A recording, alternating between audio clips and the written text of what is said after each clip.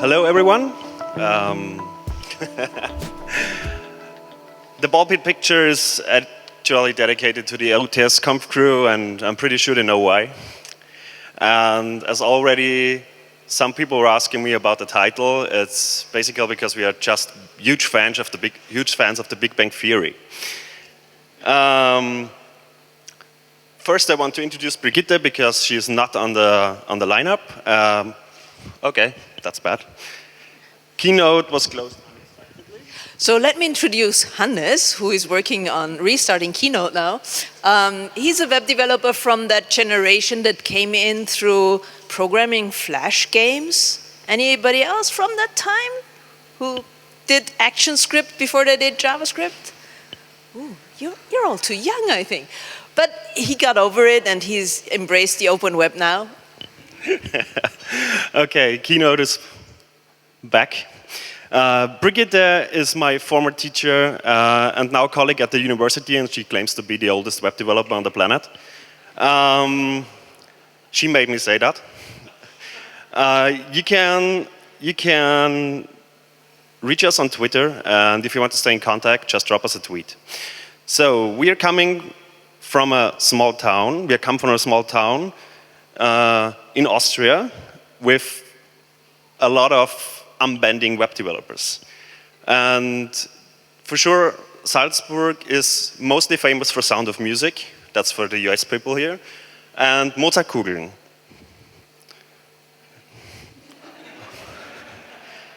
But there's more. We have a web development department at our university, and we are both working at, and it looks like this. Now, it looks like this, but it's very close, right? We have we have more than 60 lecturers working in our department, and over 45 are external lecturers. They're coming from the industry or directly from the community. At the moment, 120 students are enrolled in our Bachelor and Master program. And this means we have very small classes, and every student and lecturer like to have small classes. And they are working on more than 40 projects every year. These projects might be dedicated to research projects or are made together with business partners, but most of them are awesome web applications. Now I want to talk a little bit more about our Bachelor program. It was established in 2008. And invented by this woman. And it includes a lot of things that a web developer should learn, or maybe everything of that. Basically, what students in the first year are learning is what this bunch of acronyms mean. And Brigitte is now telling you something a little bit more about these acronyms. No. Actually, I just want to say that the hardest part in the first year is to get those people who already know PHP to forget what they learned and to learn how to program in a more secure way. Yeah, that's like the main part of the web development education in the first year. This is a computer science program, so in parallel we also have the classical topics that you would learn in a computer science program. So there is a statically typed language that you use for learning how to program, and you do algorithms and data structures and all the other things you would normally do. In our second year, we dive much deeper into more current web development technologies. So we have a focus on current technologies. We are using Ruby on Rails for backend development. We have introduced ECMAScript 6 or 2015 this year. And so we always try to be on the edge with the technology we are using during our courses. In the second year, there's always a classical computer science part every year. For example, concurrency is learn how to understand the JavaScript render loop really works. And event loop, sorry. I just got corrected by my former teacher. And for sure, you have to learn about how to create big applications, and you need a lot of stuff to do so. So Hannes teaches the front end part, and I teach the back end part in the second year. And he knows the event loop. You just misspoke. In the third year, we don't have a slide for that because half of it is spent in an internship. So people go out into the world, move to Berlin for half a year and work there or something. And then they come back and do a big final project in teams and also write a thesis. And now we move on to our master's program. So that's 2 more years. That was established in 2011. So we already have a few generations of graduates out there now. So this is about really leveling up your skills and learning stuff that you wouldn't really understand the first time round. For example, scalable web architectures. To even understand what scaling is and how it's done and the problems you run into, you really need to understand how the net works. Like you have to know about HTTP and TCP and all that stuff. You need to know about your operating system and the bottlenecks you run into there. You need to know about architecture. You need to really understand the web frameworks that are there. This is not something you can do after a 1-day introductory workshop to scripting language X. This is something that needs to build on skills that are already there. So we have several different courses in the master that are concerned with web things. I just picked out the scalable web architecture one. Do you want to talk about one of the others? Or? Yes, actually, I want to talk about algorithms for the social web because a lot of people cannot imagine what's behind that. And what they did the last year, they used natural language processing to do something like GraphQL. Have you ever heard about GraphQL? Have you used Facebook? Okay. And if I would be a student again, these are the exact things, those things I want to learn. We also started using Docker in our courses, and I think it's pretty great that in 2014 at the university you can do great stuff with things like Docker. I want to proceed to the final year and what our master students have to do to get their degree. For sure, they have to write a thesis and they have to work on a project.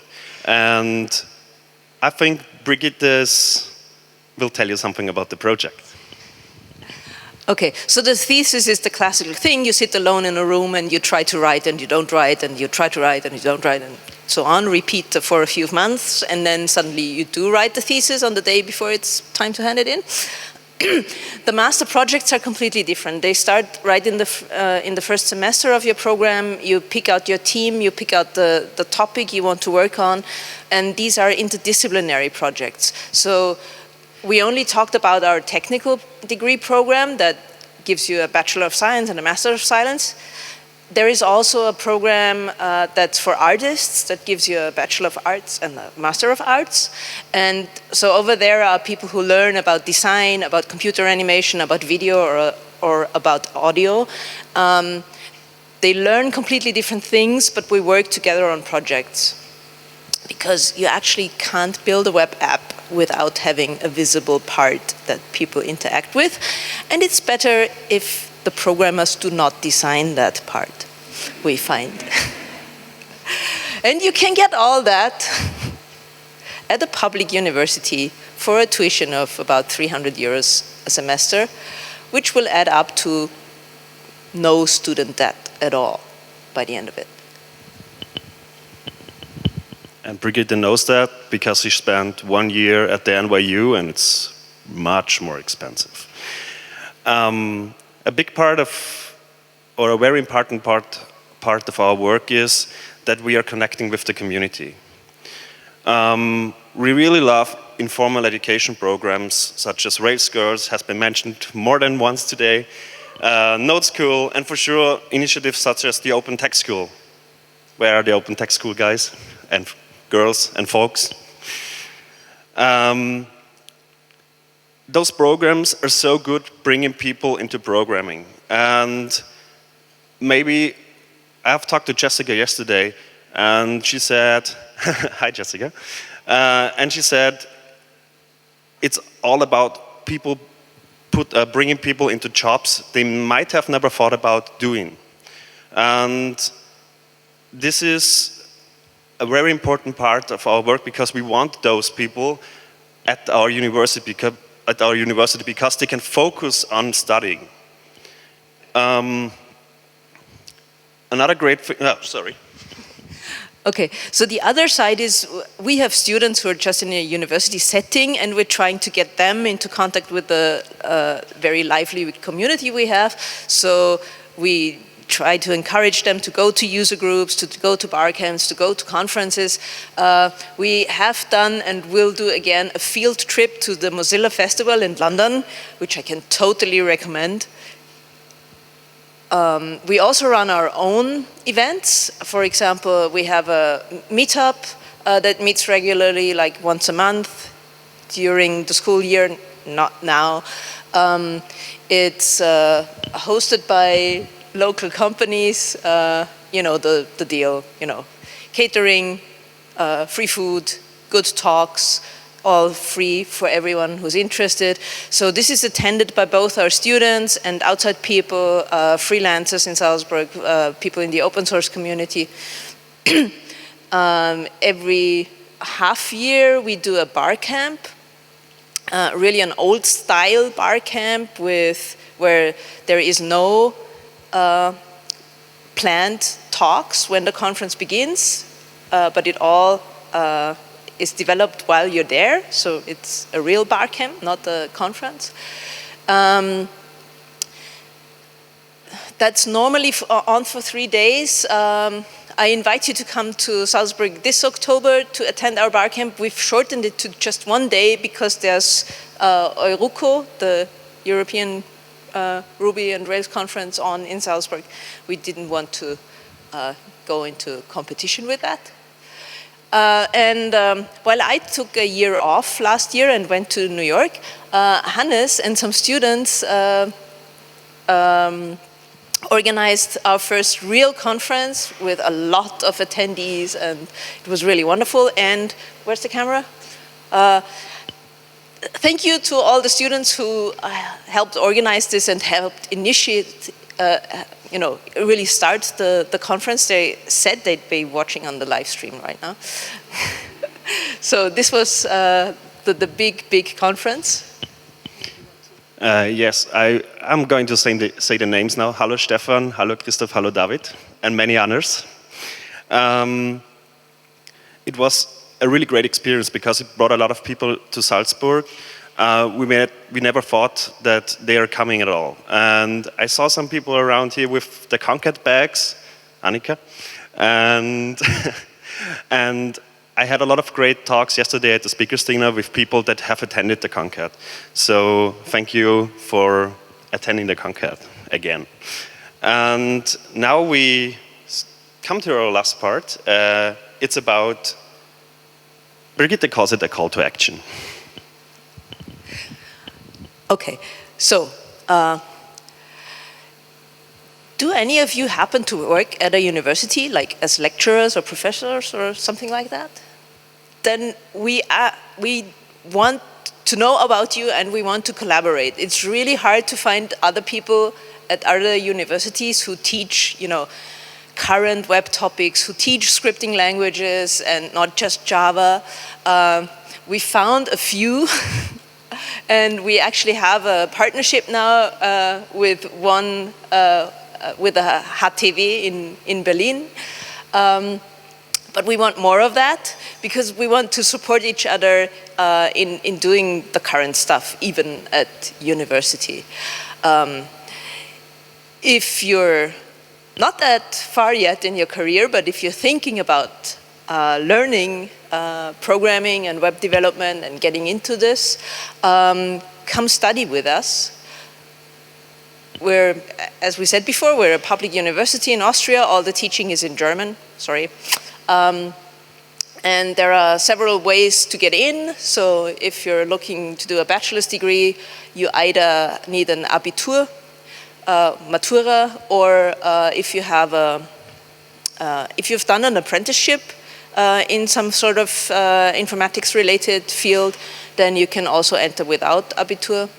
So that's a 3-year program, and for the masters, we not only take our own graduates from the bachelor's degree, but also people from other universities and other universities of applied science, and also people who have a different bachelor's degree. So we had this one guy who studied communication in his bachelor's, and but also worked as a Ruby developer all the time. So he graduated from the master's last year, and I think he now has better job offers than with a master's in communication. I think so. Okay, so we want you to come and study at our university. But we're also aware we only can take on 40 people in the bachelor's and 20 in the master's each year. So we really want other universities to also offer this stuff. If you run a company that's concerned with the web or IT, we want to get in contact with you about internships. Every July, our students go out into the world on their internships, and they come back at Christmas. So during that time, they need places to work, interesting stuff. Or maybe you yourself want to teach.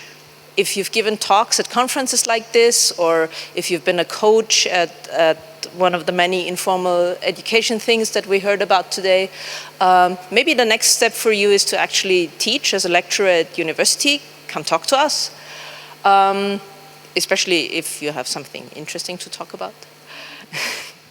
So basically, our vision is that web development has become such a complex field and such an interesting field and such a field with so many jobs that we think it should be taught at every university. It should be taught at a university near you. And so if you are a student, go and demand that from your university. They can't hide behind, oh, we're doing theoretical stuff. No, a university is there to teach you practical stuff. Ask the people who study medicine. They don't go to university to learn theory about medicine. They go to university to actually work in medicine afterwards. And it should be the same with computer science. If you're a developer, go back to your home university and offer them to hold lectures, guest lectures, or try to get into teaching. They really need the current knowledge from industry that's out there. And yeah, well, to all the other universities, get over Java.